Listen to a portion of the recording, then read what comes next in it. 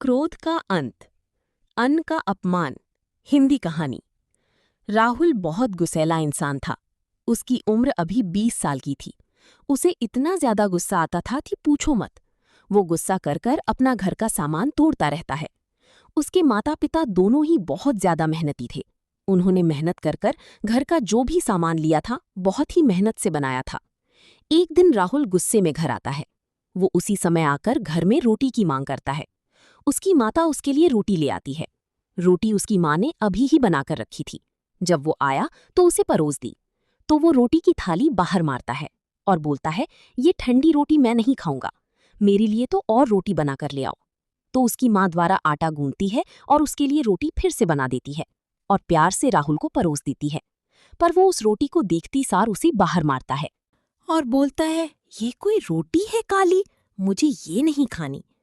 ऐसे ही वो बहुत महीने अन्न का अपमान करी जाता है और भगवान तो सब देख ही रहे होते हैं।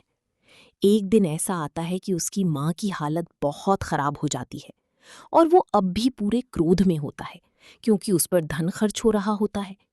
उसका पिता उसका इलाज करवाता है। राहुल को कोई फर्क नहीं पड़ता। वो अस्पताल में एक दिन भी नहीं जाता। राहुल की माँ रोटी पकाने के काबिल नहीं थी।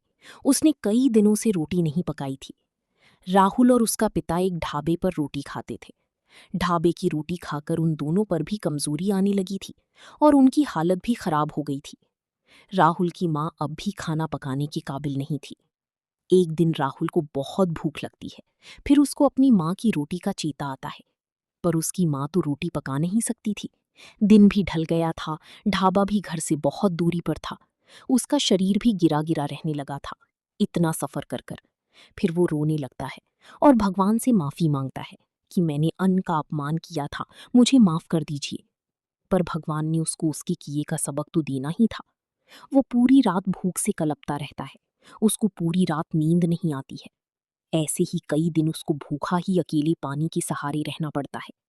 पर फिर इतने को उसकी माता चलने लगती है और वो अपने पुत्र और पति के लिए रोटी पकाकर ले आती है।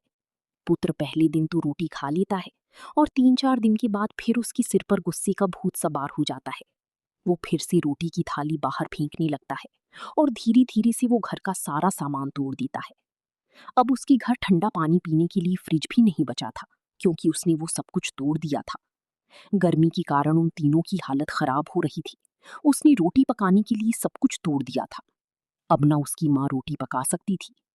वो कुछ दिन ऐसी ही भूखी ही पानी के सहारे जीती हैं। वो सब कमजोर हो जाती हैं। उसकी माता पिता तो किसी आश्रम में चली जाती हैं। वो वहां रोटी खाती हैं। पर राहुल गुस्से का मारा कहीं नहीं जाता। उसकी हालत बहुत खराब हो जाती है। उसके पास कुछ भी नहीं था।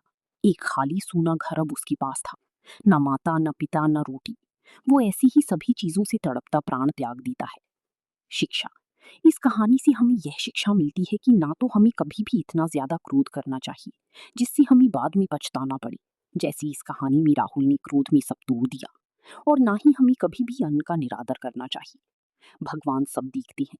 अगर हम अन्न का निरादर बार बार करते हैं तो एक दिन ऐसा आता है जैसे इस कहानी में आया, भूखे ही प्राण त्यागनी पड़ती हैं। कहानी को लाइक करें, कमेंट में ओम नमः शिवाय लिखें, चैनल को सब्सक्राइब करें, वीडियो को शेयर करें।